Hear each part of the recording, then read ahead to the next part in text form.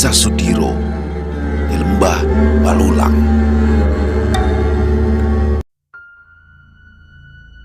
Sudah beberapa hari belakangan ini, wajah Srikanti terlihat murung.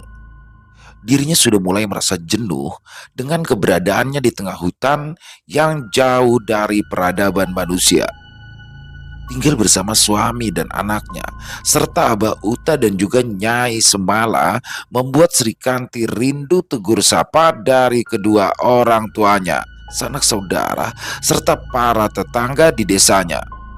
Sudiro yang mengetahui hal itu pun merasa sangat bersalah kepada keluarganya karena lagi-lagi dia harus berurusan dengan orang-orang yang memburunya dan juga keluarganya. Abah tahu apa yang sedang kau rasakan, Diro. Abah juga sudah memikirkan hal itu, ujar Abah Uta yang membuat Sudiro tersenyum. Tidak apa-apa, Bah. Saya itu hanya sedang memikirkan keluarga saya saja, balas Sudiro dengan tenang. Abah tahu apa yang ingin kau lakukan, dan Abah juga sudah mempersiapkan itu semua, ujar Abah Uta yang membuat Sudiro terkejut. Ketika bulan purnama tiba nanti, Abah akan mewariskan sebuah pusaka dan juga ilmu bela diri, serta ilmu kanuragan sekaligus padamu, Trisaka Ajiraga, imbu Abah Uta sambil menatap Sudiro dengan tegas. Apakah saya pantas untuk menerima ilmu tingkat tinggi itu, Bah? Tanya Sudiro sambil menundukkan wajahnya. Sudiro yang pernah melihat kekuatan dari Abah Uta yang sebenarnya merasa belum mampu untuk mendapatkan ilmu kanuragan yang dimiliki oleh Abah Uta. Selain ajian Sabandung Hiji yang memiliki kekuatan besar, ternyata Abah Uta masih memiliki ilmu-ilmu lainnya yang disebut Trisaka Ajiraga. Trisaka Ajiraga sendiri adalah perpaduan antara jurus silat, ajian ilmu kebatinan, dan juga tenaga dalam serta sebuah senjata pusaka yang berupa tongkat bambu kuning tua yang lebih keras daripada baja. Sudiro pernah menyaksikan Abah Uta menjajal ilmu pamungkasnya itu, dan ia melihat sendiri betapa dahsyatnya Trisaka Ajiraga yang diciptakan oleh Abah Uta. Sebagai seorang ahli ilmu kanuragan, sudah pasti Abah Uta memiliki ilmu-ilmu kanuragan yang diciptakannya sendiri. Semua itu hasil perpaduan dari laku tirakat dan tapa beratanya serta ilmu-ilmu bela diri lain yang sudah lebih dulu dikuasainya. Aku tidak bisa membayangkan jika bedong mayit yang menjadi tameng di tubuhmu itu berpadu dengan Trisaka Ajiraga, Diro, ujar Abah Uta yang memberikan sebuah harapan baru kepada orang yang sudah dianggapnya sebagai anak sendiri. Bersiaplah, Diro, kau akan memulainya besok malam, imbu Abah Uta dengan tatapan penuh keyakinan. Sebelum bulan purnama tiba, Sudiro dan juga Abah Uta sudah mulai berlatih. Hal itu tentu saja membuat Srikanti ikut merasa senang karena dia tahu jika suaminya akan kembali menyelesaikan semua permasalahan yang ada ketika bekal ilmu yang diturunkan oleh Abah Uta sudah dianggap cukup. Hampir setiap hari ketika malam tiba, Sudiro terus melatih gerakan-gerakan silat yang diajarkan oleh Abah Uta. Karena selama ini Sudiro memang tidak memiliki ilmu bela diri khusus yang ikut menyempurnakan ilmu kanuraganya. Hal itu pun sempat membuat Sudiro kesulitan dan juga terlihat kaku ketika memainkan keahlian barunya itu. Akan tetapi, dengan kemauan keras dari Sudiro serta kesabaran dari Abah Uta, perlahan tapi pasti Sudiro pun kini sudah dapat menguasai 5 jurus dari total 9 jurus yang ada. Saat itu, waktu masih cukup untuk menyempurnakan semua jurus ilmu itu sebelum bulan purnama tiba. Di saat kau sudah menguasai jurus ketujuh, maka kau akan akan aku ajarkan ajian Sabandung Hiji untuk dapat menguasai jurus ke-8 dan jurus ke-9, Diro, ujar Abauta yang sontak membuat Sudiro terkejut. Bukan itu ilmu yang berbeda dari ilmu Trisaka Ajiraga, bah? Tanya Sudiro yang merasa bingung. Ya, Trisaka adalah 3 pilar dari ilmu bela diri, ilmu kanuragan, serta senjata pusaka, Diro. Ajian Sabandung Hiji adalah ajian yang akan membuat Trisaka itu sempurna dan menjadi Trisaka Ajiraga itu sendiri, balas Abauta menjelaskan. Seiring bergantinya hari, akhirnya Sudiro dapat menguasai jurus ke-7 dari ilmu bela diri Ajisaka dan bersiap untuk menerima ajian Sabandung Hiji yang akan diturunkan langsung oleh Abauta. Ketika bulan purnama tiba nanti, kau harus mencari jurus ke-8 dan jurus ke-9 itu seorang diri. Dan sekarang, terimalah ajian Sabandung Hiji yang akan aku turunkan langsung padamu, ujar Abauta dengan yakin yang langsung dibalas anggukan kepala oleh Sudiro. Tubuh pria berperawakan tinggi besar itu mulai bergetar ketika Abauta yang duduk di belakang tubuh Sudiro mulai mengalirkan energi murninya sambil terus merapalkan ajian yang sebelumnya telah diajarkan oleh Abauta. Sudiro pun mulai merasakan ada sesuatu yang masuk ke dalam tubuhnya yang tidak dapat dihindarinya. Seluruh sendi-sendi tulang tubuhnya terasa sakit. Begitu juga dengan bagian otot dan kulitnya yang seolah terasa seperti terbakar. Asap putih pun perlahan mulai keluar dari dalam tubuh Sudiro yang menjadi pertanda merasuknya seluruh ilmu kanuragan yang dimiliki Abauta ke dalam tubuh Sudiro. Pergilah ke Sungai Cidamar, bersihkan tubuhmu, dan ambillah pusaka yang telah menunggumu di sana, Diro, ujar Abauta setelah ia berhasil menurunkan ilmu Sabandung Hiji kepada Sudiro. Baik, bah, balas Sudiro sambil berdiri, lalu ia membungkukkan tubuhnya dan melesat pergi dari hadapan Abauta. Sesampainya di Sungai Cidamar, Sudiro pun langsung masuk ke dalamnya dan mengambil posisi duduk di pinggir sungai yang tidak terlalu dalam. Rasa lelah yang dirasakan tubuhnya membuat Sudiro merasakan kantuk yang luar biasa walaupun tubuhnya berada di dalam air sungai kala itu. Ketika baru saja merasa terlelap, Sudiro merasakan ada sebuah benda kasar yang bergerak perlahan menggesek-gesek tubuhnya, dan ketika Sudiro membuka kedua mata, tiba-tiba saja tubuhnya kini sudah dililit oleh seekor ular besar berwarna merah yang memiliki 2 tanduk di kepalanya. Baru saja Sudiro merasakan sakit di seluruh bagian tubuhnya mereda, tapi kini dia harus kembali merasakan sakit yang teramat sangat ketika ular raksasa itu terus melilit tubuhnya hingga membuat tulang di tubuhnya seolah seperti hancur. Menyadari bahwa nyawanya sedang terancam, Sudiro pun mulai merapal ajian Sindung Geni miliknya yang biasa digunakan menjadi ajian pamungkas. Tapi sepertinya ajian itu tidak banyak membantu Sudiro. Hingga akhirnya Sudiro tersadar ketika ia melihat bulan yang bersinar dengan terang dalam bentuk yang sempurna. Entah sudah berapa lama Sudiro berada di dalam sungai tersebut dalam keadaan tertidur, hingga akhirnya Sudiro terbangun ketika ular besar tersebut melilit tubuhnya dengan kencang. Mengetahui jika saat itu adalah malam bulan purnama, Sudiro pun langsung merapal ajian Sabandung Hiji yang sudah dikuasainya, hingga tiba-tiba saja muncul satu sosok lagi, tubuhnya yang berdiri tepat di atas kepala ular besar itu. Sosok tubuh Sudiro yang satunya pun mulai menyerang ular raksasa tersebut dengan jurus Ajisaka. Pukulan dan tendangannya pun dapat dengan telak mengenai kepala serta tubuh ular besar itu, hingga akhirnya tubuh asli Sudiro pun dapat terlepas. Karena baru menguasai 7 jurus Ajisaka, Sudiro pun melakukan gerakan yang entah dari mana asalnya.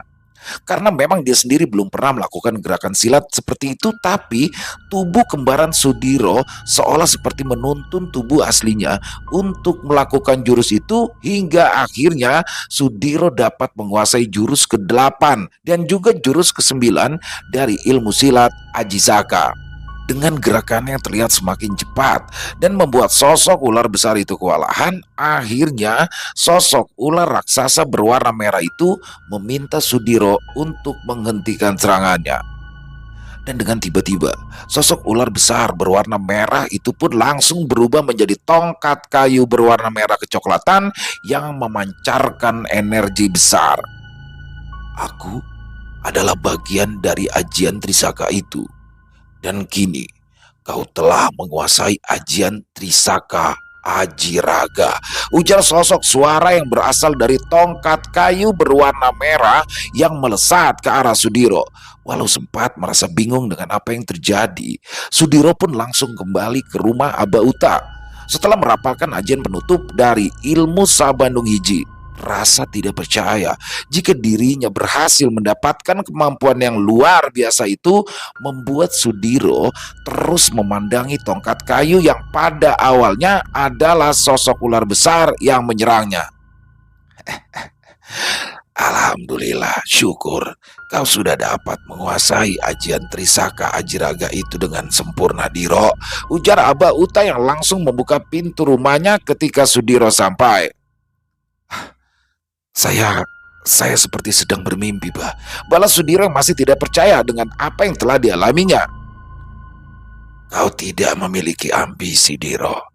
Itulah yang membuat kau bisa mendapatkan lebih dari apa yang kau kira. Ujar Aba Uta yang kini memegang tongkat kayu yang baru saja didapat oleh Sudiro. Tirta Bagya, akhirnya kau mau melengkapi Trisaka Ajiraga yang sudah lama aku ciptakan itu. Dan sekarang bersemayamlah di dalam tubuh Sudiro dan jadilah senjata pusaka pilih tanding untuk menumpas angkara murka. Imbu Aba Uta yang memandang tongkat kayu dengan bentuk yang sangat indah itu. Setelah berbincang-bincang dengan Sudiro, Aba Uta pun lalu meminta kepada Sudiro untuk membersihkan dirinya dan beristirahat. Karena Aba Uta tahu jika tubuh Sudiro sudah berada di luar batas tubuh manusia biasa pada umumnya. Sakit, perih, dan juga lelah jelas dirasakannya saat itu hingga Aba Uta pun memintanya untuk beristirahat selama beberapa hari ke depan. Beberapa hari kemudian, Abah Uta, Nyai Semala, Sudiro, dan Srikanti serta anak mereka berkumpul untuk membicarakan sesuatu. Abah Uta dan juga Nyai Semala yang tahu akan keresahan hati dari Srikanti pun lalu meminta kepada Sudiro untuk pergi dan menyelesaikan segala permasalahannya. Aku akan menjaga istri dan anakmu, Diro. Sekarang kau bisa memulai untuk menyelesaikan apa yang membuatmu dan juga keluargamu terkurung di tempat ini bersama kami. Ujar Aba Uta sambil menatap Sudiro. Baik, Bah. Saya mengerti apa yang Abah maksud. Sementara saya titipkan istri dan anak saya di sini. Balas Sudiro dengan mantap yang disambut senyum oleh Srikanti. Keesokan harinya, setelah mempersiapkan segala sesuatunya, Sudiro pun langsung berpamitan kepada Srikanti dan juga anaknya serta Aba Uta dan juga Nyai Semala. Sudiro yang telah mempercayakan keselamatan istri serta anaknya kepada Aba Uta dan juga Nyai Semala tanpa ragu lagi segera pergi dari rumah yang berada di tengah hutan daerah ujung kulon itu. Bersama Gatra Pawira, Ki Blarak, dan Ki Anom, Sudirjo pun memulai petualangannya untuk mengakhiri permasalahannya dengan kelompok Kalingga. Sombong, angkuh, dan juga arogan. Itulah sedikit gambaran dari sosok Bang Goni yang sudah 1 tahun terakhir menguasai daerah pasar dan sekitarnya. Setelah lama tidak bertemu Sudiro, Bang Goni pun mengira jika kemampuan atau ilmu-ilmu yang dimilikinya masih lebih tinggi dibandingkan dengan Sudiro. Hal itu pun membuat Bang Goni langsung menyerang Sudiro dengan ajian yang dipelajarinya dari sosok Kalingga Tirta. Tapi ternyata di sini Bang Goni salah dalam menilai sosok Sudiro yang terlihat semakin bijak dengan ilmu-ilmu yang sudah setara atau bahkan melebihi Aba Uta saat itu. Serangan dari Banggoni yang dapat ditangkal oleh Sudiro tanpa mengeluarkan sedikit energi pun membuat Banggoni semakin geram. Hingga akhirnya Sudiro pun meminta kepada sosok Tirta Bagya yang bersemayam di tubuh Sudiro keluar dan menakut-nakuti serta mengancam Banggoni. Guru sampean sekalipun bukanlah tandinganku saat ini, Banggoni. Apakah begini? Apakah begini caramu menyambut seorang kawan lama? Goni, ujar Sudiro yang tersenyum melihat Banggoni tidak berdaya ketika Tirta Bagya melilit tubuhnya. Ampun mas, ampun, maafin saya mas. Saya cuma pengen jajal kemampuan Mas Diro aja, balas Banggoni dengan tubuh gemetar karena ketakutan. Sambil membacakan mantra penutup, Sudiro pun tersenyum, lalu ia meminta Tirta Bagya untuk kembali ke dalam tubuhnya. Dan hal itu pun membuat Banggoni merasa bingung. Ia langsung berlari memeluk tubuh Sudiro. Sudah bang, gak usah basa-basi lagi. Sekarang juga antarkan saya ke tempat Kalingga-Kalingga itu berada, ujar Sudiro dengan tegas. Apa Mas Diro kagak mau istirahat dulu? Balas Banggoni yang sempat terkejut mendengar apa yang diminta oleh Sudiro kala itu.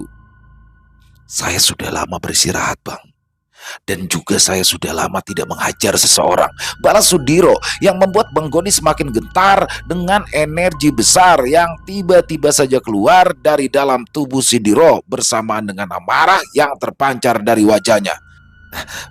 Baik mas, saya bakal nganterin Mas Diro. Sebentar, saya mau nyiapin kendaraan buat kita pergi ke sana, balas Banggoni dengan wajah yang terlihat pucat.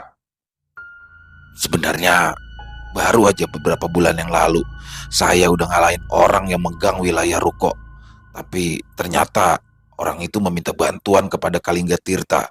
Tapi entah kenapa kelompok itu tidak mendatangi saya mas, ujar Banggoni dalam perjalanannya bersama Sudiro dengan mobil milik Banggoni. Banggoni yang meminta Bang Ahmad dan salah seorang anak buahnya untuk menemaninya mengantarkan Sudiro ke tempat Kalingga Tirta, mulai menceritakan banyak hal tentang perkumpulan jagat Kalingga yang dipimpin oleh sosok dukun sakti bernama Ki Jagat Madya. Saya tidak lagi berdiri di samping keperluan sampean bang. Saya itu hanya ingin memperbaiki kehidupan saya dan juga keluarga saya dengan menyudahi lingkaran dendam yang sudah sampean buat sebelumnya, ujar Sudiro dengan wajah datar. Banggoni pun sempat tercengang kala mendengar apa yang baru saja disampaikan oleh Mas Diro. Dirinya tahu jika terlibat langsung dengan sosok Kalingga Tirta yang tidak lain adalah gurunya itu akan membuatnya berada dalam situasi yang sangat sulit nantinya. Iya mas, saya minta maaf udah bikin keadaan jadi rumit kayak gini, balas Banggoni penuh sesal. Sampean hanya perlu menunjukkan daerah kakek tua itu berada, dan setelah itu sampean pergi sejauh mungkin dari tempat itu agar tidak lagi terlibat dalam situasi yang sulit, balas Sudiro singkat. Setelah beberapa jam menempuh perjalanan, akhirnya Banggoni dan Sudiro pun sampai di tempat Kalingga Tirta berada.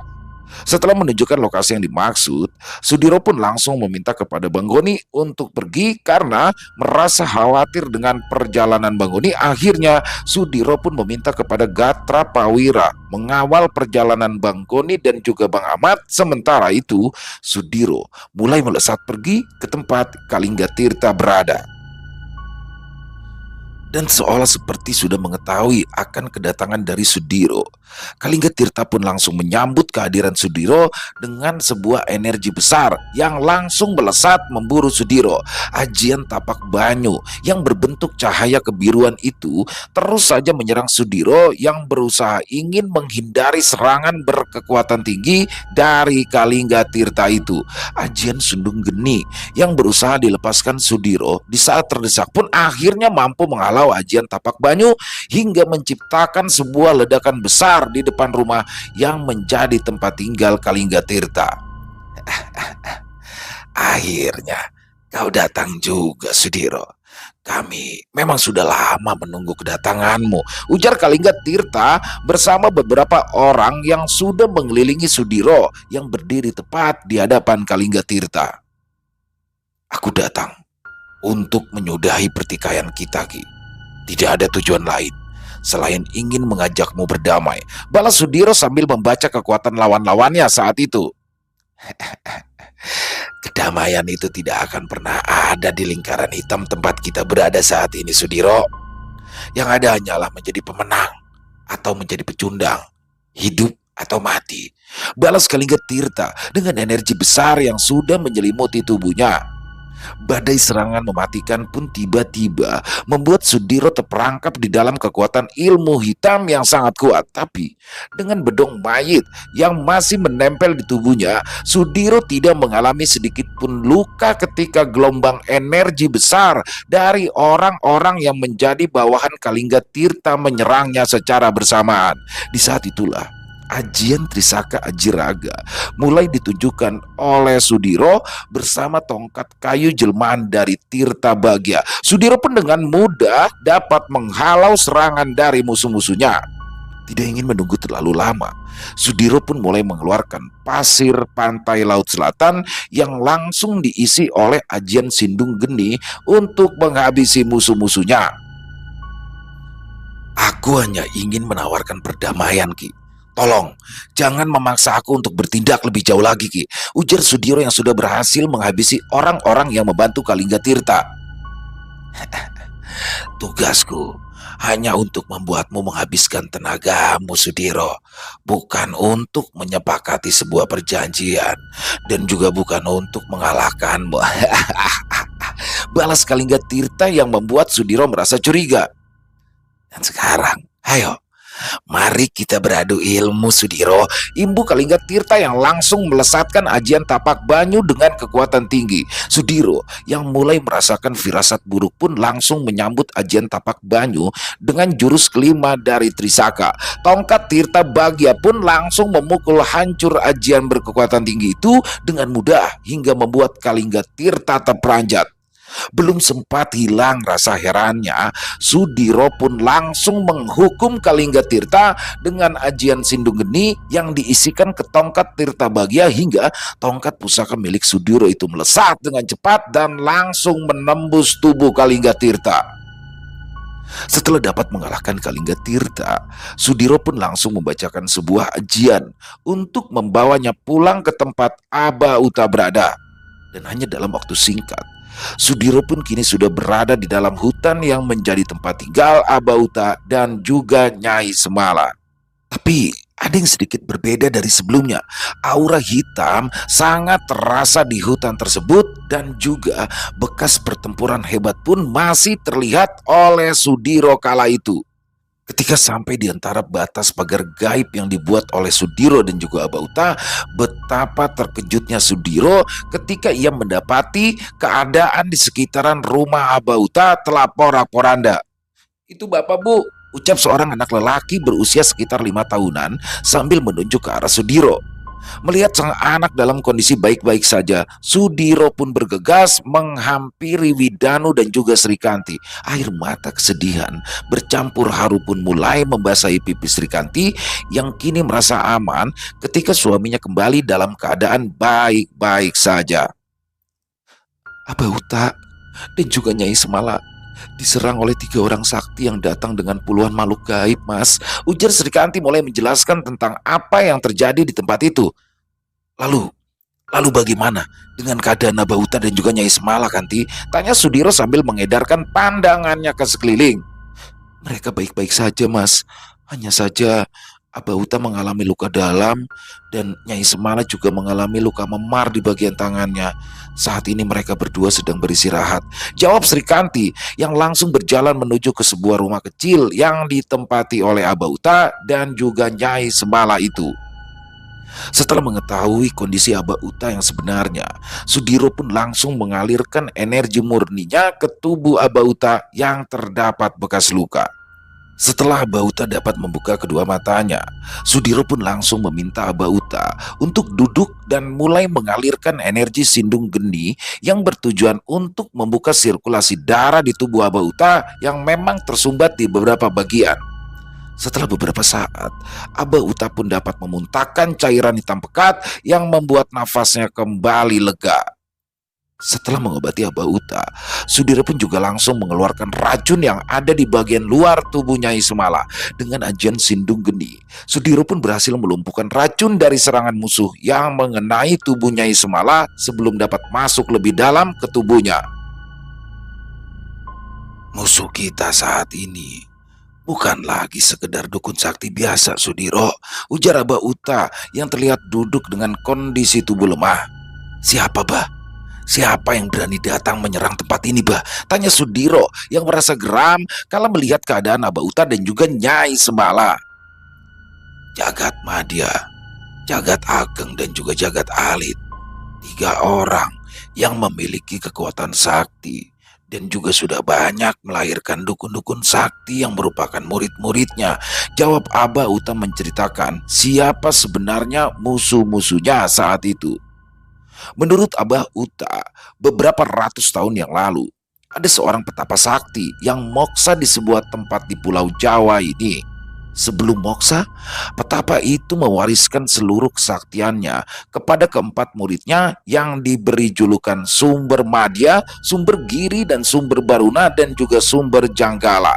Keempat murid dari seorang petapa sakti yang akhirnya memilih moksa itu lalu menempati sebuah tempat berbeda di seluruh Pulau Jawa. Mereka pun akhirnya memiliki banyak murid yang tidak semua murid-murid mereka itu menjadi orang baik. Tapi sebaliknya, keempat murid petapa itu kebanyakan melahirkan dukun-dukun ilmu hitam yang memiliki kesaktian tinggi. Jadi, siapa? Siapakah Jagat Madya, Jagat Alit, dan Jagat Ageng itu, Mbak? Tanya Sudiro yang merasa sangat penasaran dengan orang-orang yang membuat Abah Uta sampai terluka parah serta Nyai Semala yang juga mengalami luka cukup lumayan. Ketiga orang yang datang ke tempat ini merupakan murid-murid dari Sumber Madya. Abah juga baru menyadari hal itu ketika salah satu dari mereka menyebut nama guru mereka. Balas Abah Uta yang dari sorot matanya memancarkan rasa kesal yang sudah melewati batasnya. Apa Abah mengenal sosok Sumber Madya itu, Bah? Tanya Sudiro yang semakin penasaran dengan musuh-musuh barunya yang ternyata memiliki kesaktian cukup tinggi itu. Sumber Madya adalah kakek seperguruan dari Sumber Jenggala, dan Sumber Jenggala itu adalah guruku, yang mana dia menjadi orang pertama yang hidup di daerah hutan ini. Balas Abah Uta menjelaskan. Harusnya suamiku mendapat gelar sebagai Jagat Jenggala, tapi dia memilih hidup damai tanpa musuh di dalam hutan ini, menjaga kelestarian hutan yang hampir dirusak oleh orang-orang kita sendiri, Diro. Saud Nyai Semala ikut menjelaskan. Demi menyelamatkan aku serta Widanu, Abah rela menyerahkan mustika miliknya serta mustaka geni dan raga geni serta hasta geni, Mas. Saud Srikanti yang membuat Sudiro tambah tercengang kala itu. Mustika Nagawana adalah benda keramat dengan kekuatan besar yang sudah aku dapat dari sosok makhluk gaib penguasa seluruh hutan ini, Diro. Dengan mustika itu, maka dia dapat mengendalikan makhluk-makhluk gaib yang memiliki kekuatan tinggi seperti mustaka geni, raga geni, hasta geni, dan juga jangka geni. Keempat sosok makhluk gaib itu dapat diperintah dan akan menuruti orang yang memegang mustika Nagawana itu, ujar Abah Uta menjelaskan. Aku takut jika Jagat Madya, saudara seperguruannya, memanfaatkan mustika Nagawana untuk menyerang kerajaan-kerajaan gaib di Nusantara ini, Diro. Jadi, mau tidak mau, kita harus segera mengambilnya dari tangan-tangan kotor itu, Imbu Abah Uta menjelaskan. Jadi, memang kita harus merebut kembali mustika serta makhluk-makhluk gaib yang telah lama menemani Abah itu, Bah. Balas Sudiro sambil mengepalkan kedua tangannya. Iya, Mas, rebutlah kembali apa yang telah menjadi hak milik dari Abah, saud Srikanti dengan senyuman yang membuat Sudiro kembali merasa tenang.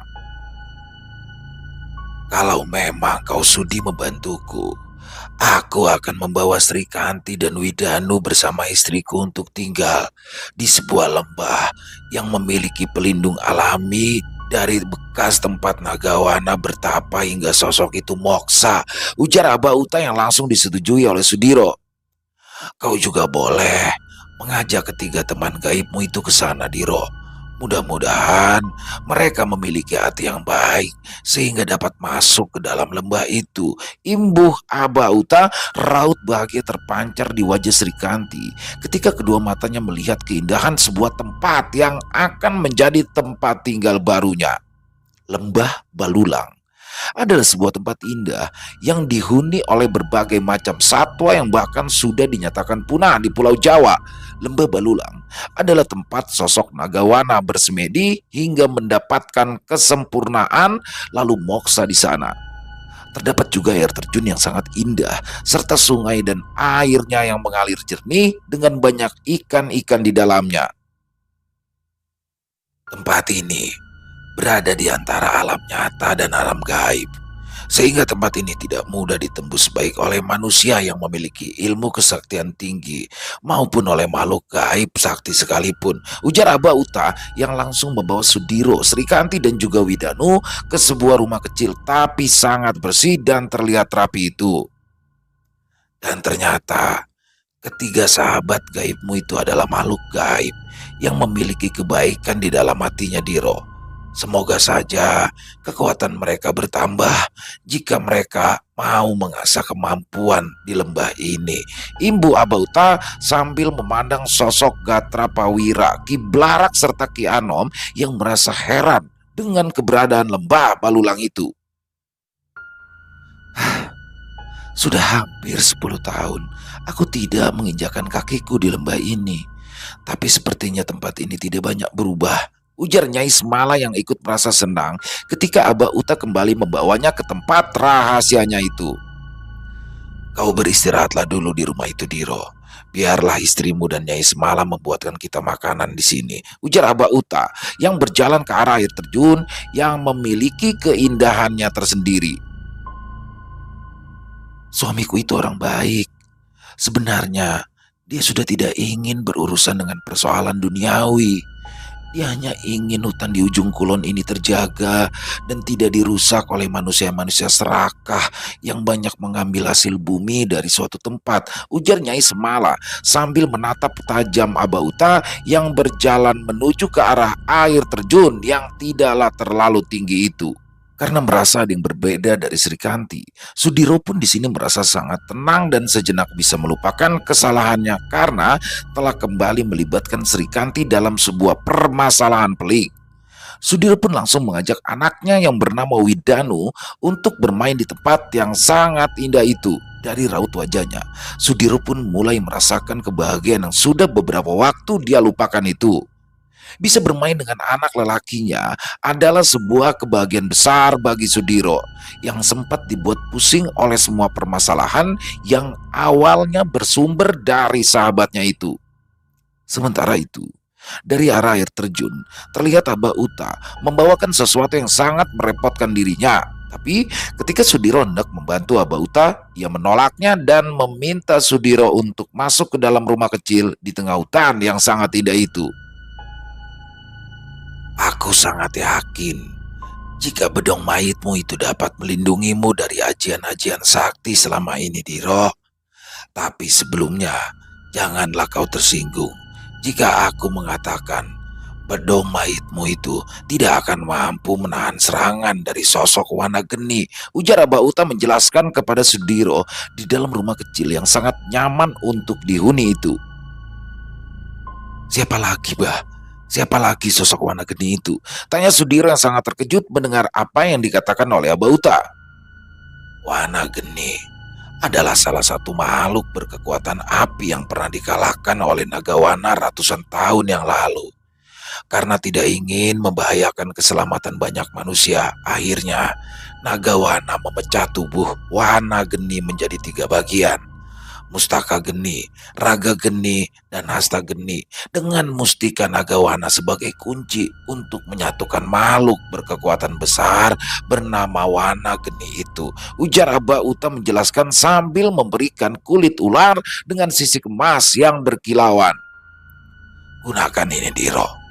Lulang Nagawana ini akan dapat meredam kekuatan dari Wana Geni jika nantinya kita harus bertempur melawannya. Imbu Ambauta lagi. Sementara itu, Gatra Pawira, Ki Blarak dan juga Ki Anom terlihat sedang bersemedi di tempat yang berbeda. Ya, mereka bertiga seolah seperti merasa jika ada sumber energi besar yang mana dapat menambah kekuatan mereka di tempat itu.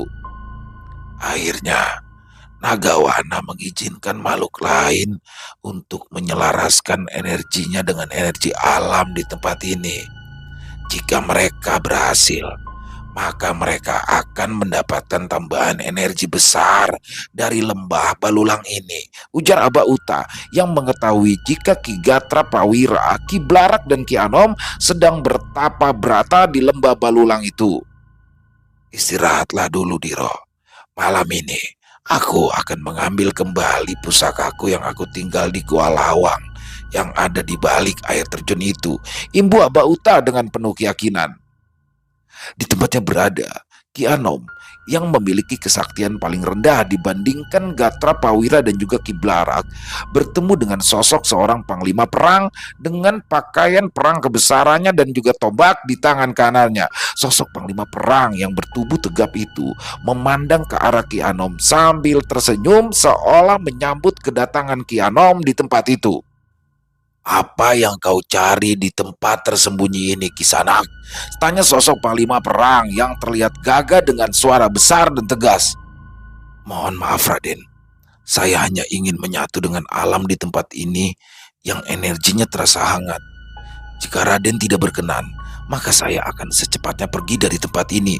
Balas Ki Anom dengan wajah tertunduk dan kedua tangan menyatu di bagian keningnya. Aku sudah lama menunggu sosok makhluk yang memiliki tingkat kebaikan yang tinggi. Dan mulai saat ini, namamu akan aku ganti dengan nama Wanataru. Dan aku titipkan pusaka ini kepadamu untuk membantu muridku menyelesaikan tugasnya, ujar sosok panglima perang tersebut. Sama seperti Ki Anom, Ki Blarak yang berwujud lelaki tua bungkuk dengan rambut panjang putih dan wajah dipenuhi keriput itu juga bertemu dengan sosok panglima perang dengan sebuah cambuk yang digenggamnya di tangan kanan. Ki Blarak juga menerima pusaka dari sosok panglima perang tersebut dan namanya pun diganti dengan nama Wanasela. Ketika tepat di tengah malam yang sunyi, Gatra Pawira merasa berada di sebuah istana besar yang dirinya sendiri merasa kebingungan dengan keberadaannya kala itu. Tapi Gatra Pawira langsung dibuat tertunduk ketika sosok lelaki yang mengenakan pakaian perang lengkap berdiri dan menatap ke arahnya.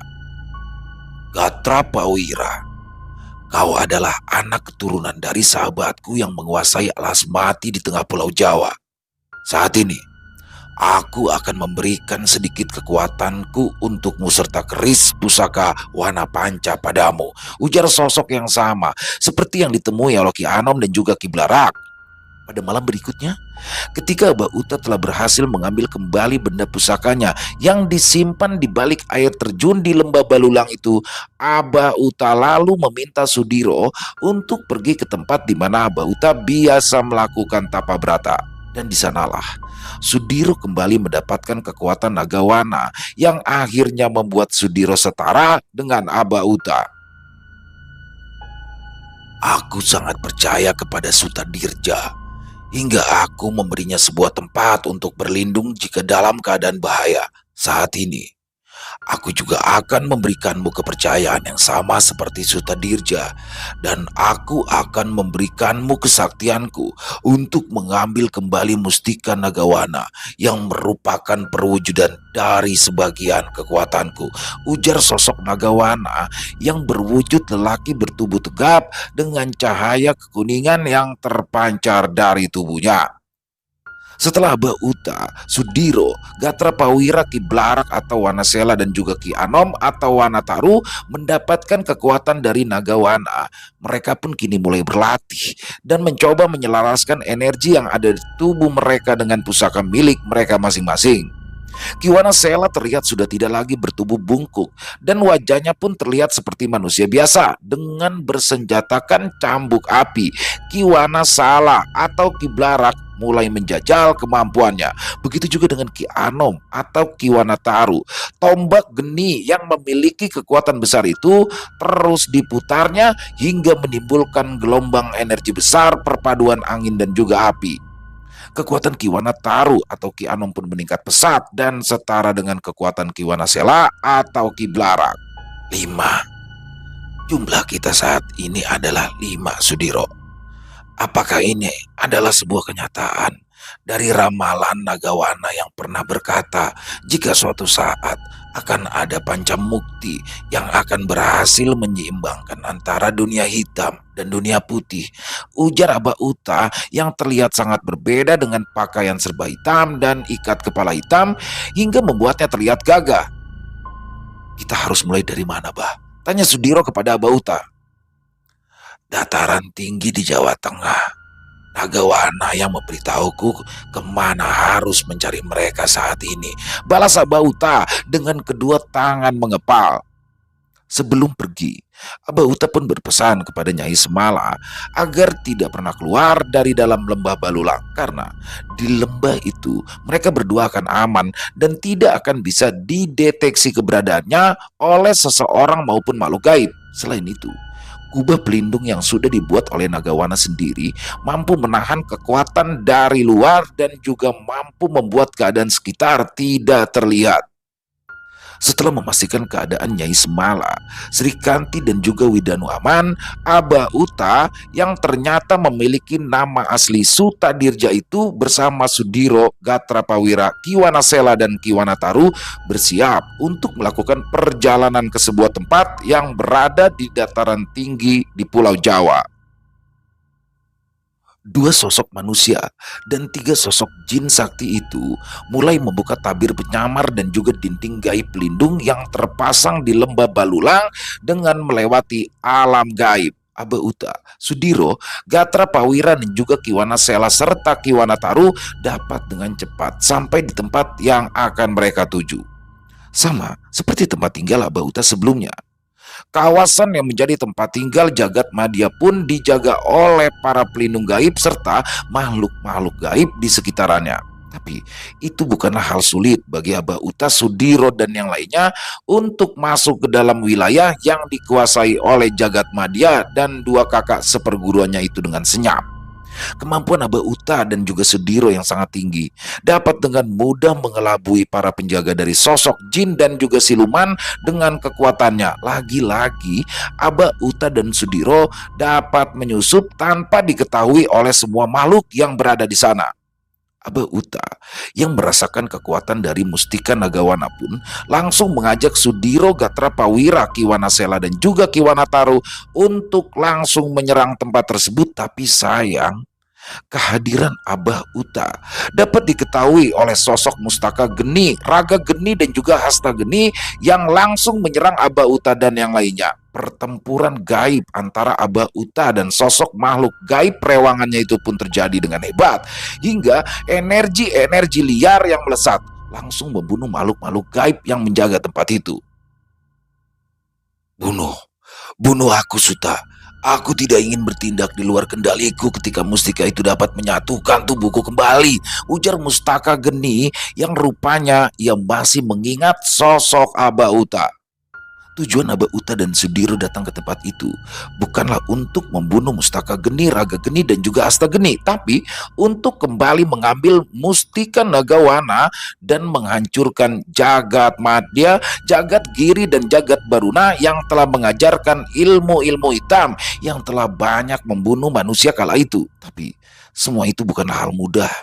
Karena ketiga jagat itu memiliki ilmu kesaktian tinggi serta memiliki mustika nagawana. Saat itu ditambah lagi ketika sosok makhluk gaib yang menjadi perewangan Abauta kini harus tunduk kepada ketiga jagat karena mustika nagawana itu sendiri.